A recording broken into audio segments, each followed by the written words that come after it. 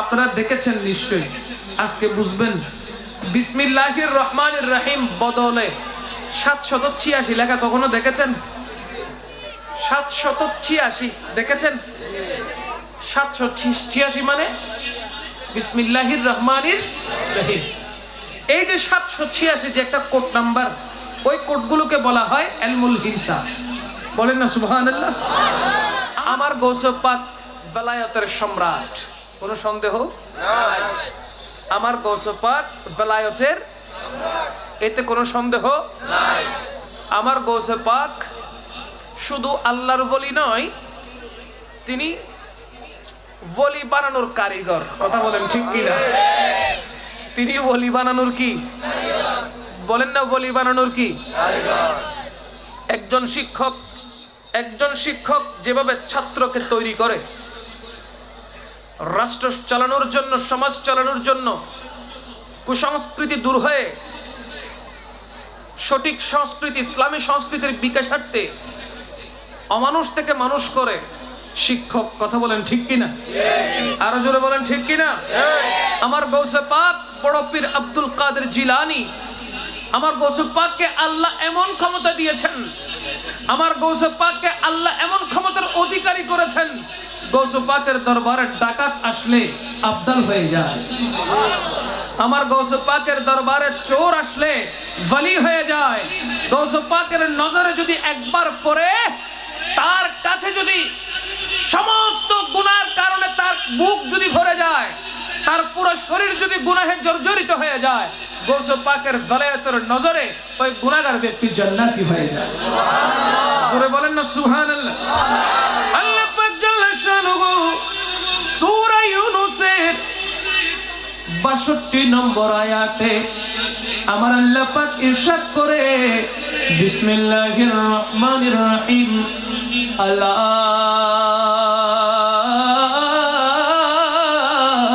ইন্না আউলিয়া আল্লাহ।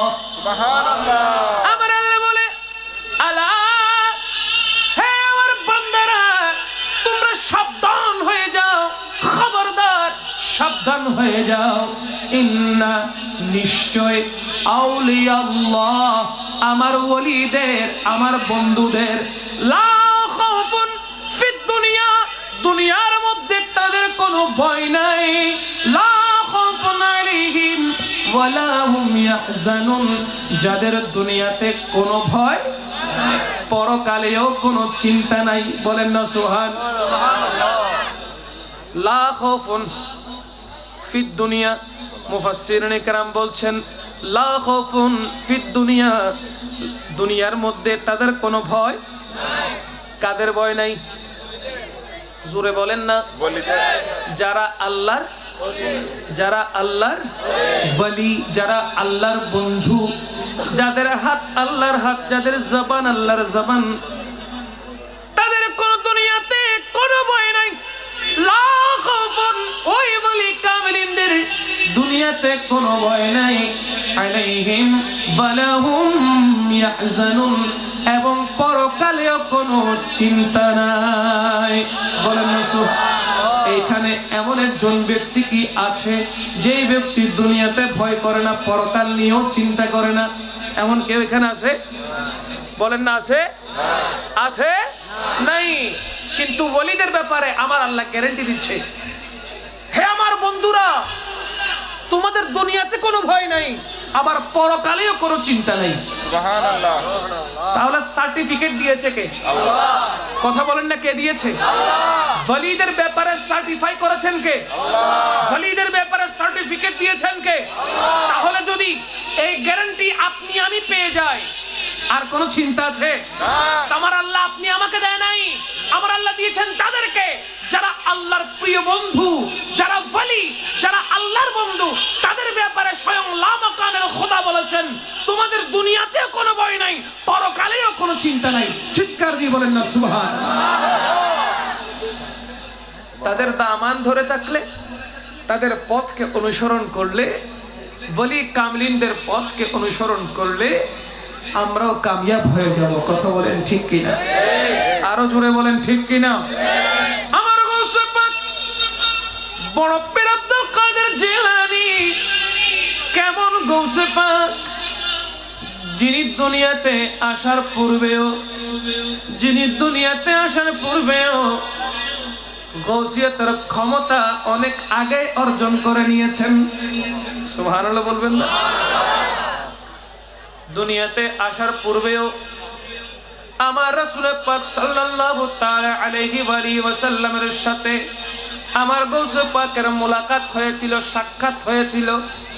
দুনিয়াতে আসার অনেক পূর্বে আমার গৌসে পাক আল্লাহ পাক জাল্লা শানুহুর পক্ষ থেকে ক্ষমতা বলে বলিয়ান হয়েছিল। চিৎকার দিয়ে বলেন না সুবহানাল্লাহ। এর প্রমাণ কি কিতাবের মধ্যে অনেক রকমের করে আসতেছে। ইবনে মাজাহ শরীফে এই কথাটি রয়েছে। আমার গৌসে পাক আপনারা সকলে জানেন আমার রাসূল মেরাজ করেছে কিনা? এই যে নামাজ পেয়েছেন, এই নামাজ আমার রাসূল পাক সাল্লাল্লাহু আলাইহি ওয়াসাল্লামকে আল্লাহ পাক জাল্লা শানুহু মেরাজের রাত্রিতে উম্মতের জন্য উপহার দিয়েছে। জোরে বলেন না সুবহানাল্লাহ।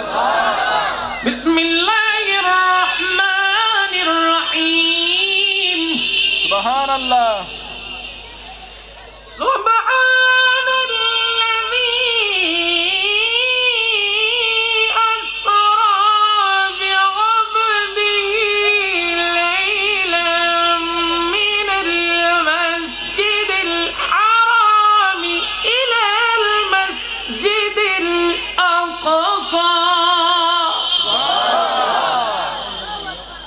আমার রাসূল পাক সাল্লাল্লাহু আলাইহি ওয়াসাল্লামকে মেরাজ করিয়েছেন কে? আল্লাহ। জোরে বলেন না কে? আল্লাহ। আল্লাহ পাক জাল্লা শানুহু আমার রাসূল পাক সাল্লাল্লাহু আলাইহি ওয়াসাল্লামকে মেরাজ করিয়েছেন।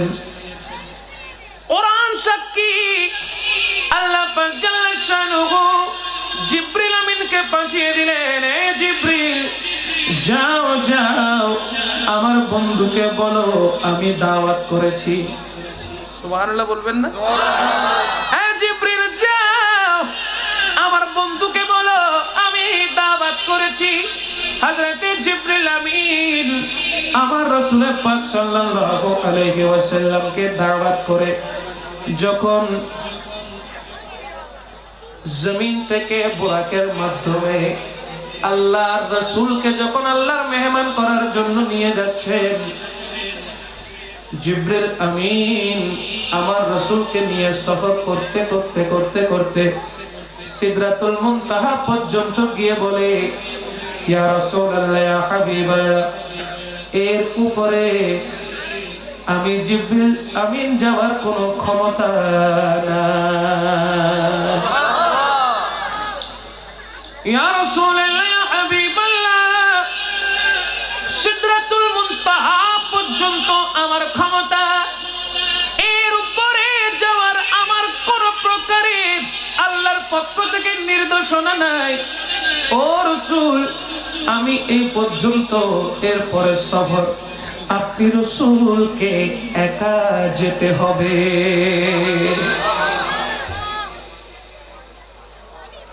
সিদরাতুল মুনতাহা পর্যন্ত জিবরিল আমিনের সফর শেষ হয়ে গেল। দেখেন দেখেন ফেরেশতা জিবরিল আমিনের সফর যেখানে শেষ হয়েছে, আমার রাসূলের সফর সেখান থেকে শুরু হয়েছে। জিবরিলের ক্ষমতা যেখানে শেষ, আমার রাসূলের ক্ষমতা সেখান থেকে শুরু। বলেন না সুবহানাল্লাহ। জিবরিল আমিনের ক্ষমতা যেখানে শেষ হয়ে যায়, সেখান থেকে সরকারে মদিনার ক্ষমতা শুরু হয়ে যায়। চিৎকার দিয়ে বলেন না সুবহানাল্লাহ। আমার রাসূল সাল্লাল্লাহু আলাইহি ওয়াসাল্লাম সিদরাতুল মুনতাহা অবস্থান করছেন। জিবরিল আমিন বলে, ইয়া রাসূলুল্লাহ এখান থেকে আপনাকে একাই যেতে হবে। হযরতে জিবরিল আমিন আমার রাসূলকে যখন সেই সিদরাতুল মুনতাহা থেকে যখন জিবরিল আমিন বিদায় নিচ্ছেন, রূহ জগৎ থেকে আমার রাসূলের নূরানি কদমের সামনে একটি রূহ মুবারক এসে হাজির হয়ে গেল। বলেন না সুবহানাল্লাহ। একটি রূহ মুবারক এসে হাজির হয়ে গেল। আমার রাসূল জিজ্ঞেস করে, তুমি কোত্থেকে এসেছো, কেন এসেছো? আমার রাসূল পাক সাল্লাল্লাহু আলাইহি ওয়াসাল্লামকে সালাতুস সালাম দিয়ে বলে, ইয়া রাসূলুল্লাহ, ইয়া হাবিবাল্লাহ, আমি আপনার আওলাদ আব্দুল কাদের। জোরে বলেন না সুবহান। ও রাসূল, আমার নাম আব্দুল কাদের, আমি আপনারই আওলাদ, তো কেন এসেছো? ইয়া রাসূলুল্লাহ, আমি আপনার খাদেম হতে চাই। সুবহানাল্লাহ বলে। ইয়া রাসূলুল্লাহ, আমি আপনার খাদেম হতে চাই। গৌসে পাক এখনো দুনিয়াতে আসে নাই। আমার রাসূল যখন মেরাজ করেছেন, এই ঘটনাগুলো সিদরাতুল মুনতাহাতে হচ্ছে। আমার গৌসে পাক হাজির হয়ে বলে, ইয়া রাসূলুল্লাহ, ইয়া হাবিবাল্লাহ, আপনি আমাকে আপনার সফর সঙ্গী, আপনার খাদেম হিসেবে গ্রহণ করুন। আমার রাসূল পাক সাল্লাল্লাহু আলাইহি ওয়াসাল্লামকে বলতে লাগলেন, ইয়া রাসূলুল্লাহ, আপনি আপনার যানবাহন পরিবর্তন করার জন্য, আপনি আপনার যানবাহন পরিবর্তন করার জন্য বুরাকে চড়ে এসেছেন, এখন রফরফে চড়বেন।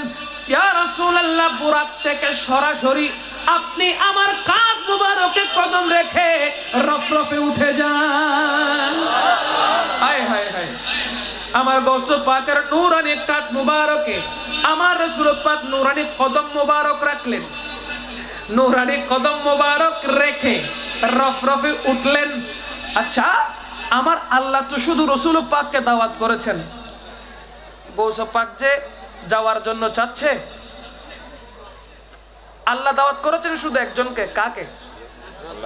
আল্লাহর হাবিবকে, ঠিক কিনা? আমাকে আপনারা দাওয়াত করেছেন আজকের এই মাহফিলে। আমার সাথে আমার এই দোস্ত আসছে কিনা? কথা বলেন, আসছে কিনা? আপনারা কি তাকে বের করে দিয়েছেন? না, তাকেও সাদরে গ্রহণ করেছেন, ঠিক কিনা? আল্লাহ পাক জাল্লা শানুহু আল্লাহর দরবারে আমার রাসূলকে দাওয়াত করেছেন। আমার রাসূলের নূরের ভিতরে আমার গৌসে পাক লুকিয়ে গেছে। সুবহানাল্লাহ, জোরে বলেন না সুবহান। আমার রাসূল পাক সাল্লাল্লাহু আলাইহি ওয়াসাল্লামের নূরের ভিতরে গৌসে পাক লুকিয়ে গেছেন। আমার নবী বলতেছে, চলো আমার সাথে আল্লাহর দরবারে চলো। রফরফে সরকারে মদিনা উঠলেন। সরকারে মদিনার নূরানি দেহ মুবারকে আমার গৌসে পাক লুকিয়ে গেলেন। একসাথে উঠলেন, আল্লাহর দরবারে গেলেন। কথোপকথন চলতেছে। আল্লাহ পাক জাল্লা শানুহু জিজ্ঞেস করে, ইয়া রাসূলুল্লাহ, ইয়া হাবিবাল্লাহ, আপনি আমার কাছে মেহমান হয়ে এসেছেন, আপনি আমার থেকে কি চান, আপনি আমার থেকে কি তালাশ করেন?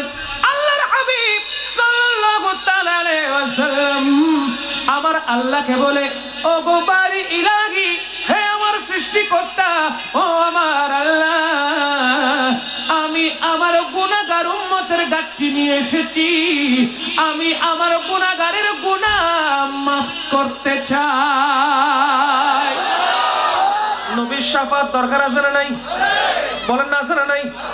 বুখারী শরীফে 7 বার একটি হাদিস বারবার তকরার হয়েছে, আমার নবী শাফাতুর রাসূল, আমার নবী যে শাফাত করতে পারেন, আমার নবী যে শাফাত করে উম্মতদেরকে, গুনাহগার উম্মতদেরকে জাহান্নাম থেকে জান্নাতে নিয়ে যাবেন, জাহান্নামী থাকলে জান্নাতে নিয়ে যাবে। আমার নবী যে শাফাত করবে, এই শাফাতের কথা বুখারী শরীফের মধ্যে 7 বার তাকরার হয়েছে। নবী শাফাত করতে পারে কিনা? আওয়াজ হচ্ছে না, পারে কিনা? আরো জোরে বলেন, পারে কিনা? এই ক্ষমতা দিয়েছেন কে? বলেন না কে? আল্লাহ যদি ক্ষমতা দিয়ে থাকে, কারো কি কোনো কিছু বলার কথা আছে? কারো কি কোনো আপত্তি করার কোনো কথা আছে? নাই। ক্ষমতা দিয়েছেন কে? আল্লাহ। আরো জোরে বলেন, কে? আল্লাহ। আমার নবীকে শাফাতের রাসূল বানিয়েছেন কে? আল্লাহ। হায় হায়, ক্ষমতা দিয়েছেন কে? আল্লাহ। আমার গৌসে পাককেও ক্ষমতা দিয়েছেন কে? আল্লাহ। জোরে বলেন না কে? আল্লাহ। আমার গৌসে পাক রাসূলে পাকের সাথে কোথায় গেল? মেরাজের রাতে কোথায় গেল? আল্লাহর কাছে দাওয়াতি মেহমান হয়ে, ঠিক কিনা? আচ্ছা, গৌসে পাক যে ভিতরে ভিতরে নবীর নূরের ভিতরে থেকে আমার গৌসে পাক যে সমস্ত কথা শুনতেছে আল্লাহ জানে কিনা? জোরে বলেন না, জানে কিনা? আল্লাহ জানে, কিন্তু আল্লাহ এই কথা বলে নাই ইয়া রাসূলুল্লাহ আপনাকে তো আমি সিঙ্গেল দাওয়াত দিয়েছি, আপনি গৌসে পাক বড় পীর আব্দুল কাদের, আপনি আব্দুল কাদের জিলানীকে কেন নিয়ে এসেছেন? রুম মুবারক থেকে জিলানীকে, আব্দুল কাদেরকে আপনি কেন নিয়ে এসেছেন? এই কথা বলতে পারতেন, ঠিক কি না? কিন্তু দেখেন, আমার নবীর ইজ্জতের খাতিরে আমার নবী যদি আবার মনে কষ্ট পায়, আমার আল্লাহ জানার পরেও চুপ রয়ে গেলেন। বলেন না সুবহান। এটা হলো বন্ধুর খাতিরে। কার খাতিরে?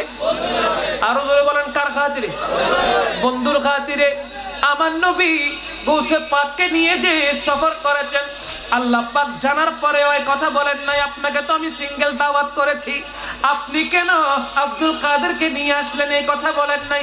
বরঞ্চ বন্ধুর খাতিরে আল্লাহ চুপ রইলেন, কোনো কিছু বললেন না। আমার নবীর সাথে ডিসকাশন করছেন, আমার নবীর সাথে আলোচনা করছেন। ইয়া রাসূলুল্লাহ, ইয়া হাবিবাল্লাহ, আপনি আমি আল্লাহর কাছ থেকে কি চান? আমার নবী বলে দিল, ওগো আল্লাহ, আমার গুনাহগার উম্মতের গুনাহ মাফ চাই। দেখেন, সেখানেও আমার নবী উম্মতি উম্মতি করছে, ঠিক কি না? সেখানেও আমার নবী উম্মতি উম্মতি করছে। আচ্ছা, আল্লাহর সাথে 90,000 কালাম হয়েছে, কতগুলো কালাম হয়েছে, কত হাজার কালাম হয়েছে, আল্লাহ এবং আল্লাহর রাসূল ভালো জানে, ঠিক কি না? দেখেন, এত কথা হচ্ছে, সমস্ত কথা নবীর সাথে আর আল্লাহর সাথে, ঠিক না? মাঝখানে আছে কে? বলেন না কে? গৌসে পাক। কে আছে? তিনি বলছেন, আনাল জিলি আনাল হাসানি ওয়াল মাকদাউ মাকামি ওয়া আকদামি আলা উনুকির রিজালি আসসালামু নূর চশমে আম্বিয়া আসসালামু বাদশাহে আউলিয়া। আমার গৌসে পাক হাসানিও আবার হুসাইনিও। সুবহানাল্লাহ। আমার গৌসে পাক হাসানিও হুসাইনি আবার কি হুসাইনি। এই জন্য গৌসে পাক বলে আনাল হাসানি ওয়াল মাখদা মাকামি। বলেন না সুবহানাল্লাহ।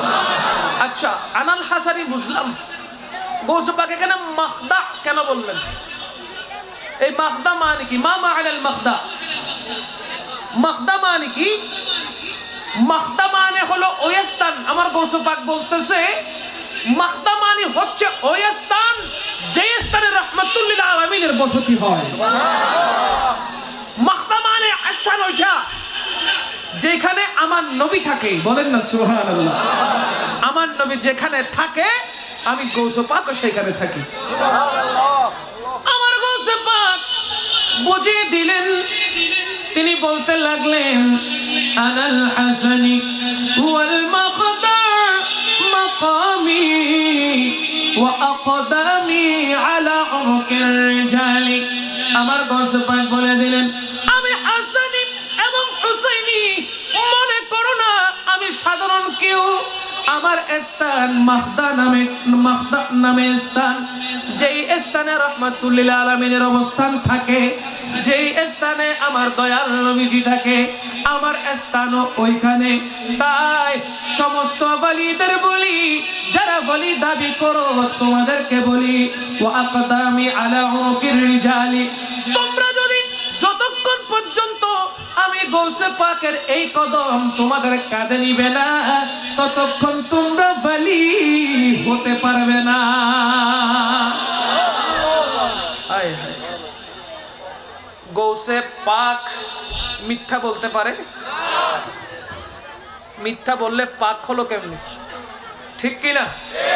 গৌসে পাকের প্রত্যেকটি কথা, প্রত্যেকটি লফজ, প্রত্যেকটি বাণী 1000% সত্য, ঠিক কিনা? যারা মানে তারাই হচ্ছে লাভবান, আর যারা অমান্য করে তারা দুনিয়াও হারায় আখিরাতও হারায়, ঠিক কিনা? আরো জোরে বলেন, ঠিক কিনা? দেখেন আমার গৌসে পাক কেমন ক্ষমতা?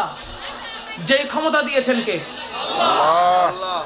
আমার গৌসে পাকের সাথে সব কথা শুনতেছে। মেরাজের রাত্রিতে আল্লাহ কি কি কথা বলতেছে। আমার নবী যখন বললেন সমস্ত উম্মতকে আল্লাহ তুমি মাফ করে দাও, আল্লাহ বলে ঠিক আছে, আপনি রসুল, আপনি রসুলের খাতিরে, আপনি রসুলের জন্য, আপনি তো আমার হাবিব, ইয়া রাসূলুল্লাহ, আপনি আর চোখের পানি ফেলবেন না, আপনি আর চোখের পানি ফেলবেন না, আপনি আর ক্রন্দন করবেন না, আপনি আর কান্নাকাটি করবেন না। আমি আল্লাহ আপনাকে বলি, ও রাসূল, আপনার খাতিরে আপনার সমস্ত উম্মতের গুনাহ আমি আল্লাহ মাফ করে দিয়েছি। তবে আপনাকে আমি ওয়াদা দিচ্ছি, তাদের গুনাহ আমরা মাফ করে দিব। উম্মতের মধ্যে কিছু নাফরমান উম্মত আছে না নাই? কথা বলেন না। উম্মতের মধ্যে কিছু নাফরমান আছে না নাই? উম্মতের মধ্যে কিছু উম্মত এমন আছে যারা আল্লাহর রাসূলের শাফাআতকে মান্য করে না, ঠিক কিনা? যারা আল্লাহর রাসূলকে হাজির নাজির মানে না, ঠিক কিনা? যারা আল্লাহর রাসূলকে নূরুন নবী হিসেবে মানে না, ঠিক কিনা? যারা আল্লাহর রাসূলকে সুপ্রিম রেসপেক্ট নিয়ে আমার রাসূলের মিলাদে কিয়াম করে না, সালাতুস সালাম দেয় না, মিলাদুন নবী পালন করে না, এমন কিছু শয়তান উম্মত আছে না নাই? মুনাফিক মুসলমান আছে না নাই? নবীর শানে গুস্তাখি করে এমন কিছু উম্মত আছে না নাই?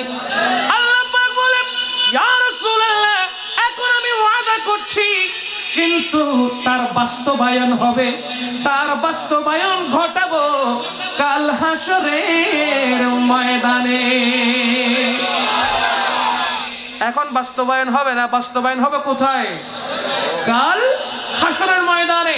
কারণ সেই ময়দানে চলবে আপনি রাসূলের শান, বলেন না সুবহানাল্লাহ। সেই ময়দানে চলবে আপনি রাসূলের শান। কাল হাসরের ময়দানটা সাজানো হবে আপনি রাসূলের শান এবং আজমত বোঝানোর জন্য। চিৎকার দিয়ে বলেন না সুবহানাল্লাহ। আমার আলা হযরত বলে, আরশে হক হে মসনদে রিফাত রাসূলুল্লাহ কি, আরশে হক হে মসনদে রিফাত রাসূলুল্লাহ কি, আরশে হক হে মসনদে রিফাত রাসূলুল্লাহ কি, देखनी है हश्र में इज्जत रसूलुल्लाह की। চিৎকার দিয়ে বলেন না সুবহানাল্লাহ। আজকে তোমরা বুঝতেছো না, আজকে আমার নবীর শান ও মান নিয়ে তোমরা কটূক্তি করছো। তোমরা কেমন উম্মত, তোমরা কেমন নবীর আশিক, নবীর পাগল, কিভাবে তোমরা আমার নবীর শানে গুস্তাখি করো। যে নবীর শাফাআত না হলে, যে নবীর শাফাআত না হলে, যে নবীর রহমত না হলে, দয়া না হলে কাল হাসরের ময়দানে পার হওয়া বড় কঠিন হয়ে যাবে। কথা বলেন ঠিক কিনা? নবীর শাফাআত ছাড়া কাল ময়দানে মেহশরে পার হওয়ার কোনো চান্স আছে? বলেন না আছে? নামাজ পড়তে পড়তে যদি কপাল কালো হয়ে যায়, সেই নামাজে যদি অহংকার থাকে, সেই নামাজ নিয়ে যদি গৌরব থাকে, সেই নামাজ নিয়ে যদি রিয়া থাকে, আল্লাহ কি নামাজ কবুল করবে?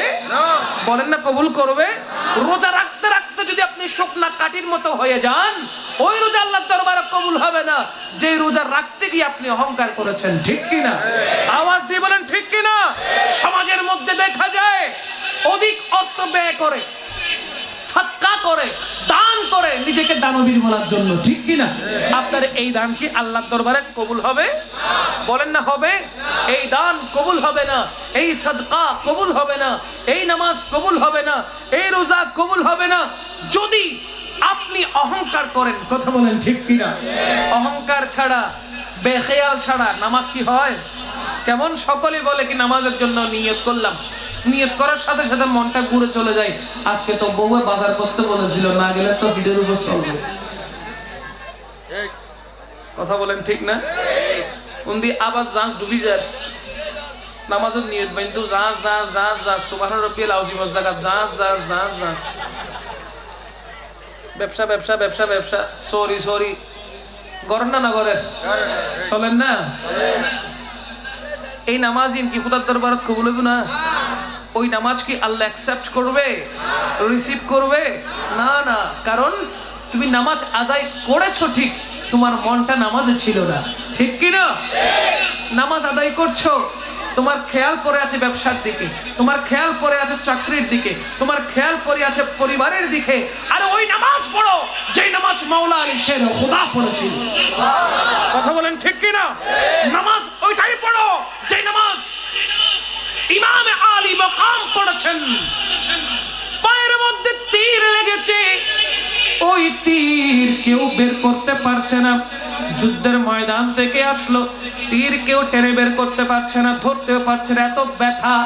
চিৎকার দিচ্ছে, মাওলা আলী বলে বের করিস না, বের করিস না, তীরের মধ্যে হাত দিলে আমার রূহ বের হয়ে যাবে, এমন কষ্ট হয়।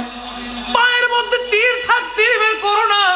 সাহাবায়ে কেরাম আল্লাহর প্রিয় রাসূলের দরবারে গেলেন, ইয়া রাসূলুল্লাহ, ইয়া হাবিবাল্লাহ, মাওলা আলী শের খোদার কদমের মধ্যে পায়ের মধ্যে তীর লেগেছে, ওই তীর বের করতে পারছি না, রক্ত প্রবাহিত হচ্ছে, তীরের আঘাতে শরীর পুরো শরীর ব্যথা হয়ে গেল। ইমামে আলী মাকাম ওই তীর ধরতে দিচ্ছে না, এত প্রচন্ড ব্যথা করছে। আমার রাসূল বলে চিন্তার কোনো কারণ নাই, ওই তীরও বের করতে পারবে, আবার ব্যান্ডেজও লাগাই দিতে পারবে। সাহাবায়ে কেরাম হাসি দিয়ে বললেন, ইয়া রাসূলুল্লাহ, আপনি যখন বলছেন নিশ্চয় নিশ্চয়ই আমরা করতে পারবো, তবে কখন করব? আল্লাহর প্যারা রাসূল সাল্লাল্লাহু আলাইহি ওয়াসাল্লাম জবাব দিলেন, মাওলা আলী শের খোদা যখন নামাজে দণ্ডায়মান হবে, যখন নামাজে দাঁড়াবে, তোমরা অনায়াসে ওই তীর বের করে নিতে পারবে। বাস্তবিক পক্ষে দেখা গেল মাওলা আলী শের খোদার নামাজের জন্য দাঁড়িয়েছেন, ওই তীর কখন বের করে ব্যান্ডেজ করে দিয়েছেন মাওলা আলী টেরও পান নাই, বুঝতে পান নাই। মাওলা আলী নামাজ শেষ করার পরে আসহাবে রাসূলুল্লাহ যখন জিজ্ঞেস করে, ইয়া মাওলা আলী, এতক্ষণ পর্যন্ত নামাজ পড়ার পূর্ব মুহূর্ত পর্যন্ত এত চেষ্টা করলাম, ওই তীর বের করতে পারলাম না, এখন নামাজের মধ্যে যখন আপনি গেলেন, আমরা যখন ওই তীর বের করলাম, আপনার কোনো খবর ছিল না, কারণ কি? মাওলা আলী জবাব দেয়, আমি যখন মুসল্লায় দাঁড়িয়ে যাই, হাত তুলে তাকবীরে তাহরিমা যখন বাঁধি, সাথে সাথে লামকানের খোদাকে আমি দেখতে পাই। আবার আল্লাহু আকবার, ইয়া রাসূলুল্লাহ, ইয়া রাসূলুল্লাহ, জিন্দাবাদ জিন্দাবাদ। नाते सरकार की पढ़ता हूँ मैं, बस इसी बात से घर में मेरी रहमत होगी, एक तेरा नाम वसीला है मेरा, रंजो गम में बस इसी नाम से राहत होगी। চিৎকার দিয়ে বলেন না সুবহান, আর একটু জোরে বলেন না সুবহানাল্লাহ। দেখেন মাওলা আলীর নামাজ, যেই নামাজে দাঁড়ালে কাকে দেখে? বলেন না কাকে? আল্লাহকে দেখে, আল্লাহর কুদরতি, আল্লাহর কুদরত দেখতে পায়, আল্লাহর কুদরতি কদম দেখতে পায়, আল্লাহর কুদরতি চেহারায় আনোয়ার দেখতে পায়। সুতরাং যার চেহারায় আনোয়ারের সামনে কোনো ব্যথা বেদনা, আরে ভাই আমার নিজের হুঁশও থাকে না। কথা বলেন ঠিক কি না? এত লক্ষ লক্ষ মানুষ জশ্নে জুলুসে যখন আমার হুজুর কিবলার চেহারা দেখে, জুলুস করে এসে ক্লান্ত হয়ে যায়, ঠিক না? পরিশ্রান্ত হয়ে যায়, ইচ্ছা হয় এখন ঘরে গিয়ে রেস্ট নেই, কিন্তু যখন আওলাদে পাকের চেহারা দেখে, সাথে সাথে সমস্ত দুঃখ যেন পানি হয়ে যায়, ঠিক কি না? আরো যারা বলেন ঠিক কি না? হায় হায়, আমরা তো গরিব নওয়াজকে দেখি নাই, আমরা তো গৌসে পাককে দেখি নাই, শাহিনশাহ শ্রীকোটকে দেখার মাধ্যমে আমাদের কলিজাকে আমরা ঠান্ডা করি। কথা বলেন ঠিক কি না? আওলাদে পাককে দেখে, তাহের শাহ হুজুর কিবলাকে দেখে আমরা শাহিনশাহ শ্রীকোটকে দেখার শান্তি নেই, ঠিক কি না? সৈয়দ আহমদ শাহ শ্রীকোট রাহমাতুল্লাহি আলাইহিকে দেখার শান্তি নেই। গৌসে পাককে দেখার শান্তি নেই, কারণ আমার হুজুর কিবলা তো 41তম আওলাদে পাক। জোরে বলেন না সুবহানাল্লাহ। বলতে চেয়েছিলাম আমার গৌসে পাক রাসূল পাকের সাথে যা যা কথা হচ্ছে সব শুনতেছে কিনা? আপনাদের মনে নাই? কোথায় ছিলাম মনে নাই? আমার গৌসে পাক সব কথা শুনে, আমার গৌসে পাক শুনতেছে নবীর সাথে কি কথা হচ্ছে, আমার গৌসে পাক সব শুনতেছে। আল্লাহ আমার রাসূলকে যে উম্মতের খাতিরে উম্মতের গুনাহ যে maaf করে দিবে সেই কথা আমার গৌসে পাক শুনেছে। আমার গৌসে পাক মনে মনে বলে, আমার গৌসে পাকের উক্তি কি দেখেন, আমার গৌসে পাক নবীর নূরের ভিতরে লুকায়িত আছে। আমার গৌসে পাকের উক্তি কি দেখেন, লাউলা রাসূলুল্লাহি বিল আহাদে সাবিকা লা আগলাকতু বুনিয়ানাল জাহিমি বিআজমাতি। বলেন না সুবহানাল্লাহ। আমার গৌসে পাক বলে আল্লাহর সাথে নবীর সাথে কি কথা হচ্ছে, আমি গৌসে পাক সমস্ত কথা শুনতেছি। আল্লাহ যখন বলেছে আমার রাসূলকে, ইয়া রাসূলুল্লাহ আপনার কি প্রয়োজন, আপনি কি চান, আমার নবী যখন বলেছে আমার গুনাহগার উম্মতের গুনাহ maaf চাই, আল্লাহ বলে দিয়েছেন গুনাহগার উম্মতের গুনাহ maaf হয়ে গেল। আর আমার গৌসে পাক বলে যদি আল্লাহ পাক জাল্লা শানুহু উম্মতের গুনাহ যদি maaf না করতেন, উম্মতকে যদি ক্ষমা না করতেন, আমার রাসূল পাক সাল্লাল্লাহু আলাইহি ওয়াসাল্লামের চোখের পানির বদলায় উম্মতের গুনাহ যদি maaf না করতেন, আমার নবীর সাথে দুনিয়াতে আসার সময় আমি গৌসে পাক 7টি জাহান্নামের মধ্যে তালা লাগিয়ে দিতাম। কি কথা বলেছেন গৌসে পাক, আল্লাহু আকবার। আমার গৌসে পাক বলে আমি 7টা জাহান্নামের মধ্যে তালা লাগাই দিতাম যদি আমার রাসূলের উম্মতকে আল্লাহ ক্ষমা না করতেন। আমি গৌসে পাকের এমন ক্ষমতা আল্লাহ দিয়েছেন, আমি জাহান্নামকে তালাবদ্ধ করে দিতাম। বলেন না সুবহানাল্লাহ। হে বড় পীর আব্দুল কাদের জিলানের গিলানি, হে বড় পীর আব্দুল কাদের জিলানের গিলানি, তোমারি নামের গুণে আগুন হয়ে যায় পানি, হে বড় পীর আব্দুল কাদের। আমার গৌসে পাকের ক্ষমতা দিয়েছেন কে? জোরে বলেন না কে দিয়েছেন? আয় হায়।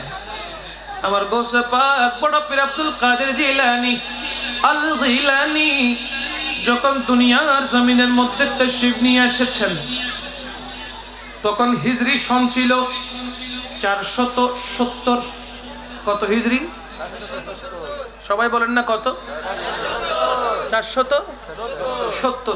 আমার গৌসে পাক পর্দা করেছেন কত হিজরিতে? 561। কত হিজরি? বাবা শিখে নেন। আমার গৌসে পাক তাশরীফে কত হিজরিতে? 470।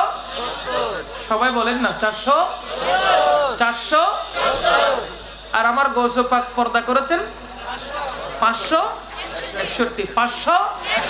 এবার 561 থেকে আপনি 470 বাদ দেন, বিয়োগ করেন, কত হবে?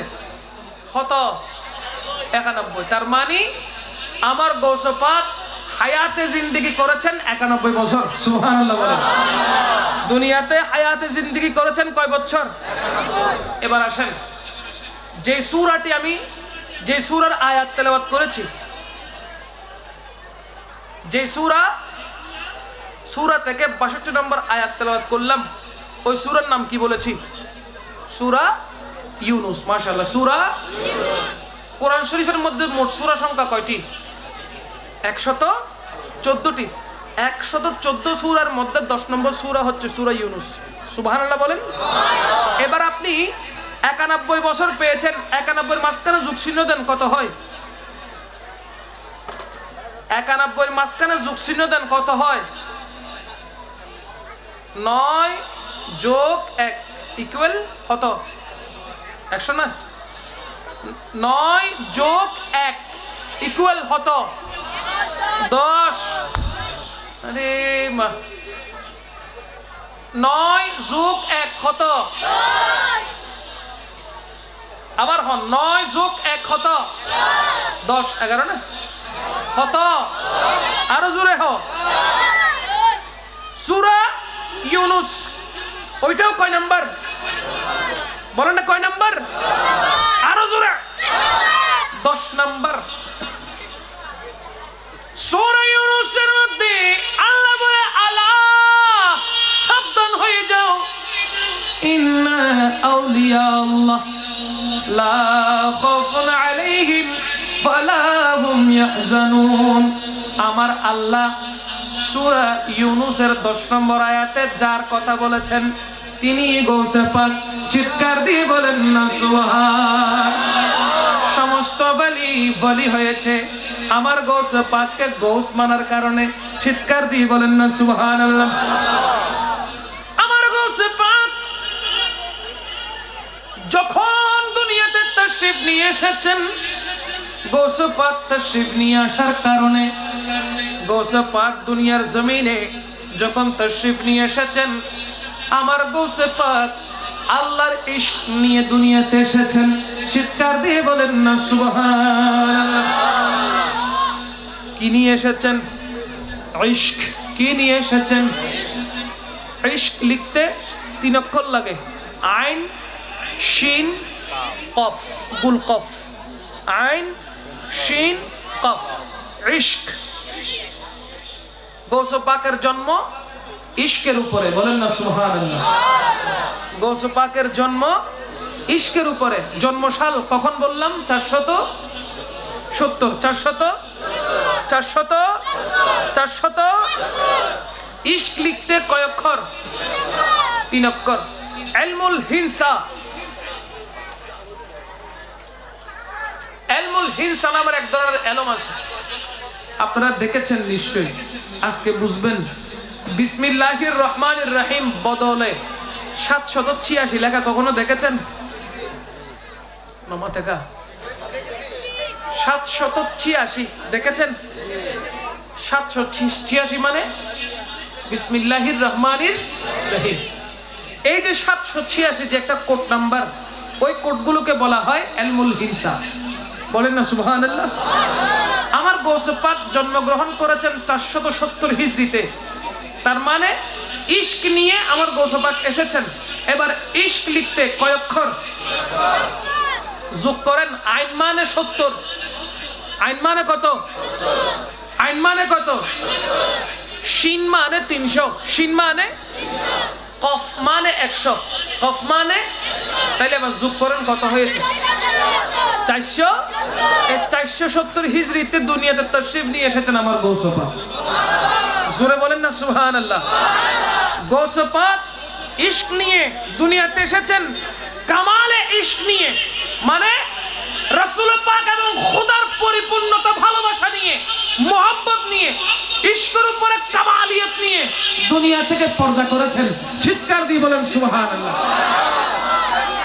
ইশক মানে পেলেন কত? 470। এবার কামাল।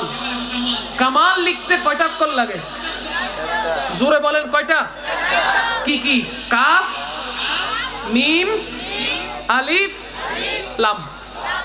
কাফ, মিম, আলিফ, লাম। কামাল। কি বললাম? কামাল।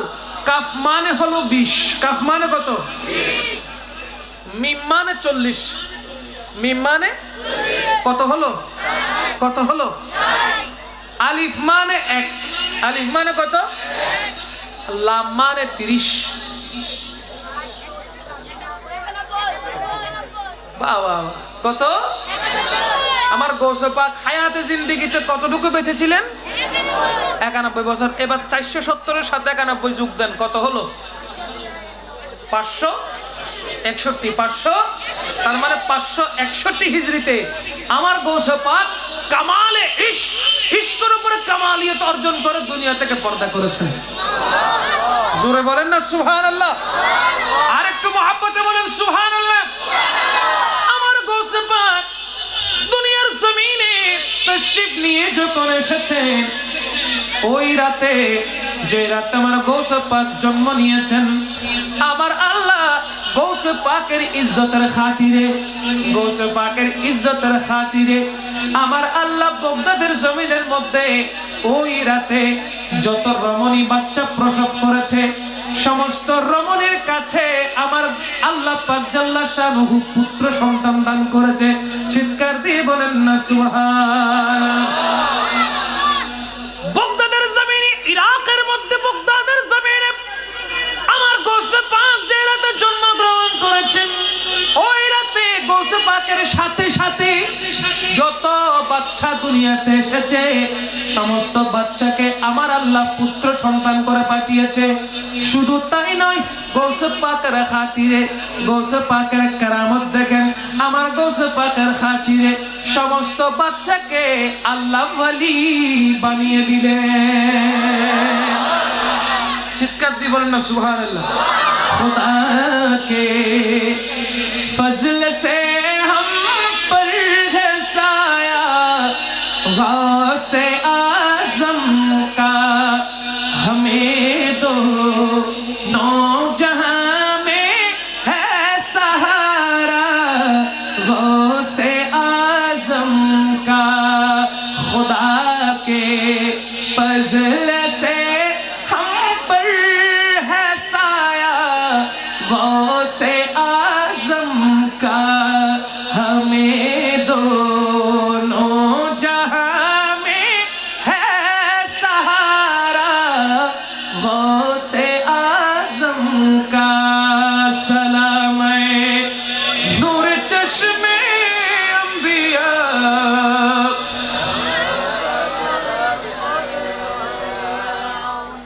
আমার গৌসে পাক চাইলে সাহায্য করতে পারে কিনা? পারে কিনা? ক্ষমতা কে দিয়েছেন? জোরে বলেন না কে দিয়েছেন? আমার গৌসে পাক 16 শাওয়াল 521 হিজরিতে ঘটনা ঘটেছে।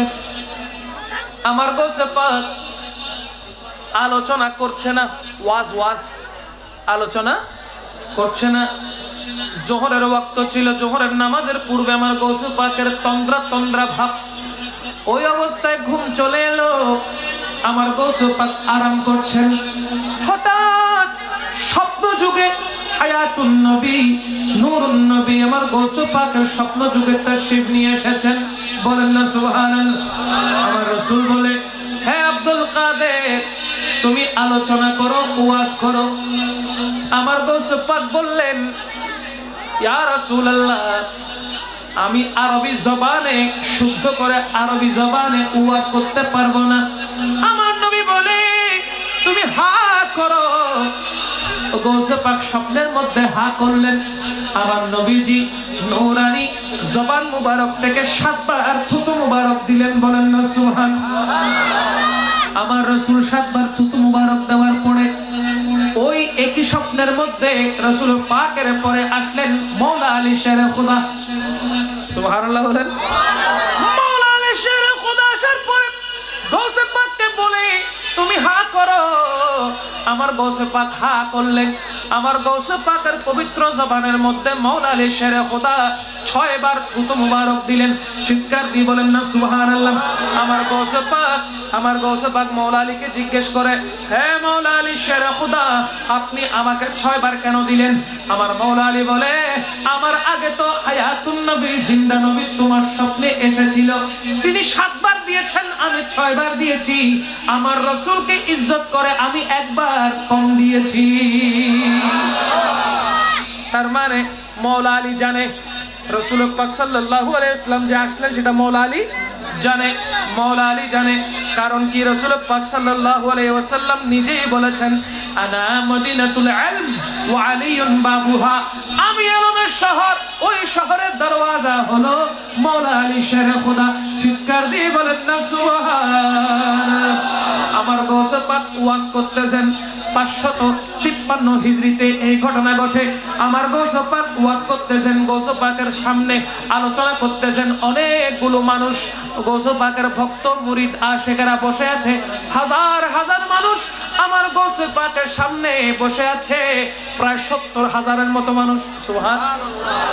আমার গৌস পাক আলোচনা করলে তখন কি মাইক ছিল, লাউড স্পিকার ছিল, কোনো কিছু ছিল না, খালি গলায় আমার গৌস পাক ওয়াজ করতেন, আলোচনা করতেন।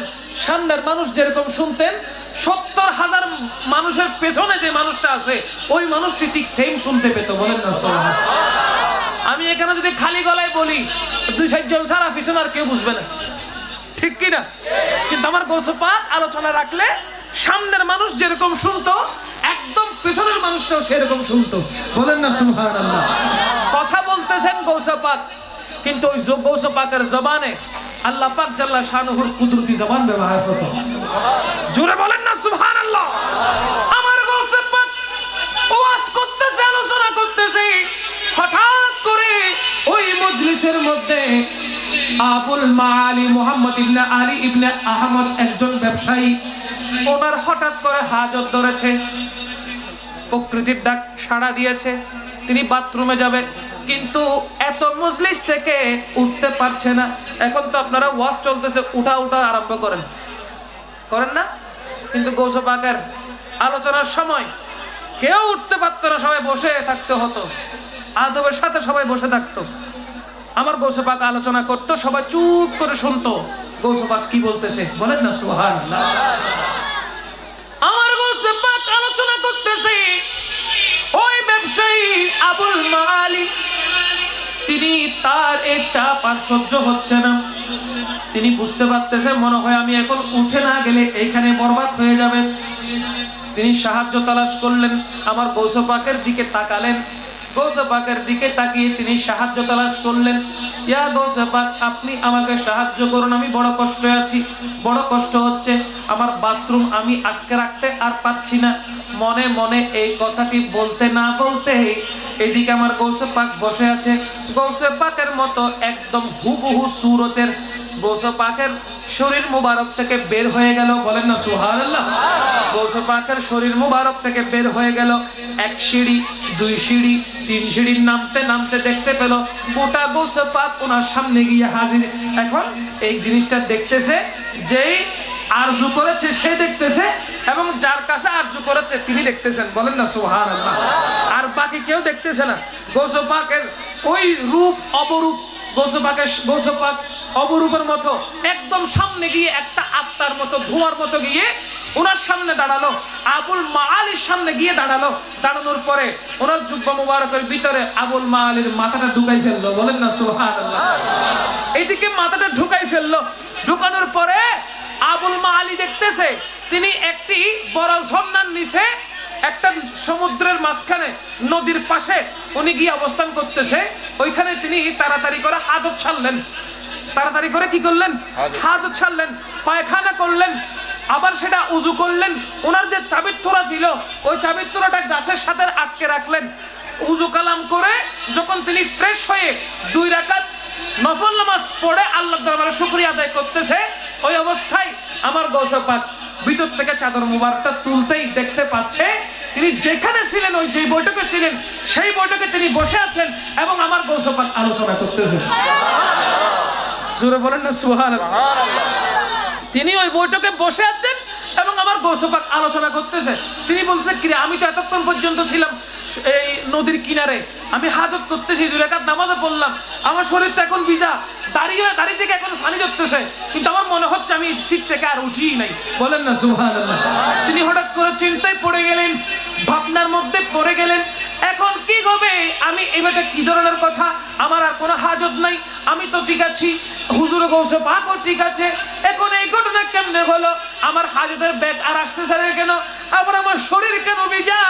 ওই চিন্তার মধ্যে নিমগ্ন হয়ে গেলেন। হঠাৎ তিনি যেহেতু ব্যবসায়ী ছিলেন, বাগদাদের জমিন থেকে অনেক দূরে সফরের জন্য যাচ্ছেন। 14 দিন সফর করতে করতে করতে করতে 14 দিন পরে ওই নদীর ধারে, যেই নদীতে তিনি আগে গিয়েছিলেন, ওই নদীর ধারে তিনি অবস্থান করলেন। বলেন না সুবহানাল্লাহ।